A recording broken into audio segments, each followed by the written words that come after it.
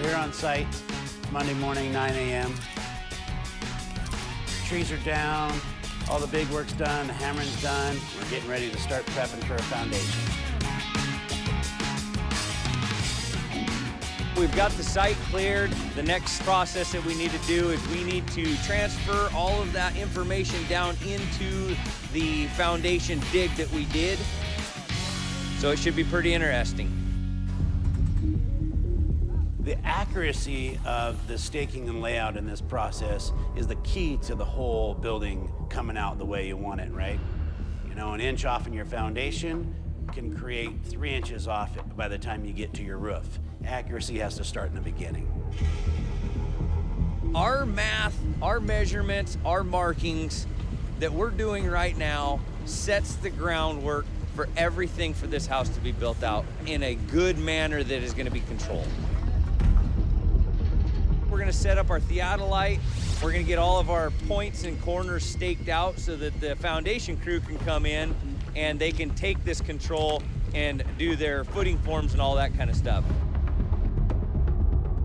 A theodolite is a modern transit. It's digital. You can look in the screen and see your angles and whether you're level and see through it to the pinpoint of a pin on a stake and literally make the layout of that home perfect.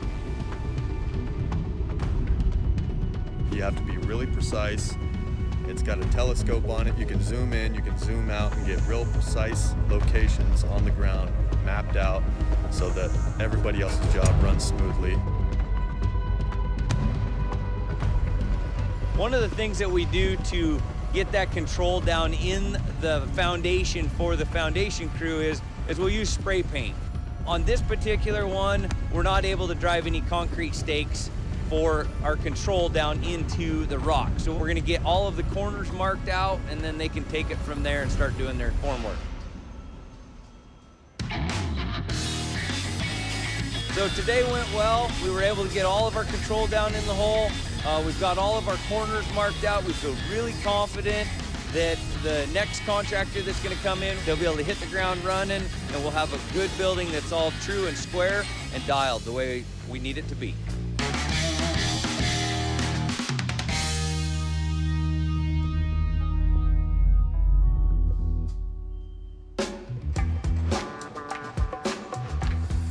It's Wednesday, 10 a.m., and we're on day 2 of the transition from excavation stage over to the foundation stage. S&S Foundations is here really starting the footing foundation process today. There's 2 pieces to that, the footing and the foundation. The footing is the base part. They'll set all their footing boards, make sure that the footings are all set to the layout that we've provided for them, and prepare for the foundation wall to go on top of it.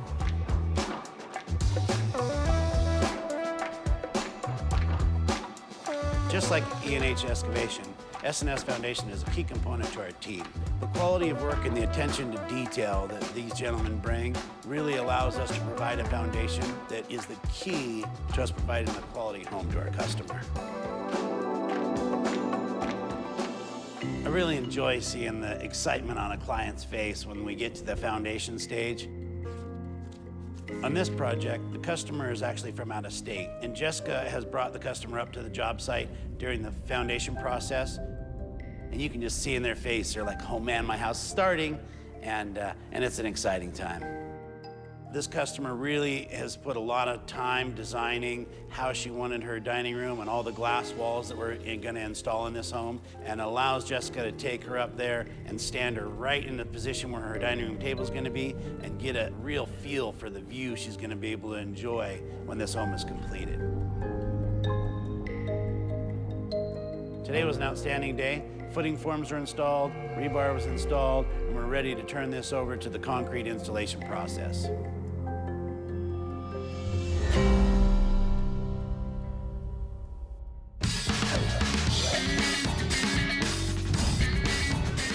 Thursday, 10 a.m., and today we're gonna pour some concrete. Got a little bit behind schedule with our forming process. Snow came in and that had to thaw off. You can't get an inspection until you're 100% ready, but now we're ready to pour some concrete.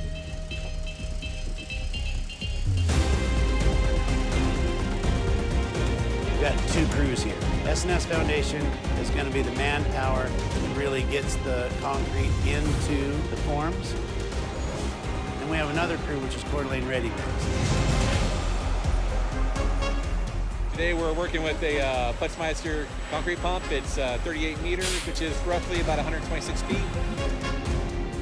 As he sets up on the side, he puts out his stabilizers, gets everything leveled up. He needs to do that to extend his 120-foot boom that's going to place the concrete for us. This truck weighs about 60,000 pounds, and it's a beast. Extends his boom out that 120 feet, and he's preparing himself for the concrete mixer trucks to arrive. They arrive, back up to him, and empty their load slowly into his hopper. I do that by discharging my drum.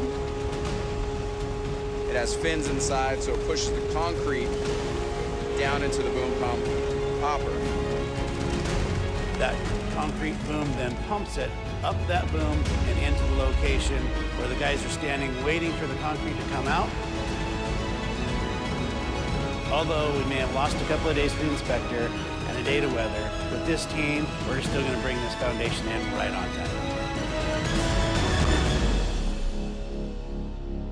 It's time to pound some mud.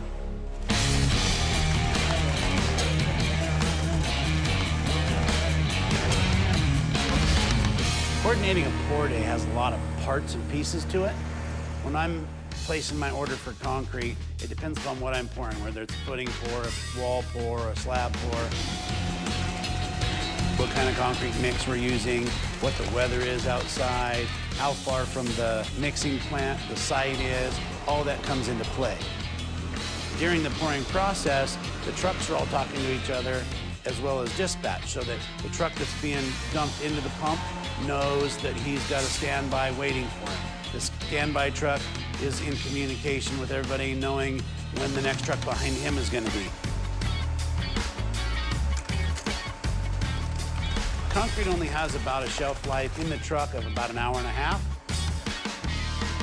And we don't want to lose thousands of dollars of concrete because its shelf life was wasted mixing in a truck due to lack of organization. So there's really two ways to install concrete. One is chute pour. That's directly out of the back of the truck. But then you have the way we do it, where we bring in the pump. The difference is the quality of install. The pump is going to place it exactly where we want it. We're going to have no waste. The spillage will go away, and we can install with half the people and make up the difference in the quality of install with less labor. So if you can get a better product for the same price, why not? Today was a good day. We had a good crew out here of concrete finishers, and they were efficient, got the job done quick. We managed to get all our trucks in and out fast and got the concrete down on the ground and ready to go. Today the foundation crew is going to set their wall forms, install their rebar, line it, and pour it. Once they finish that, they're going to install the damp proofing and get ready for framing. But that's a story for next time.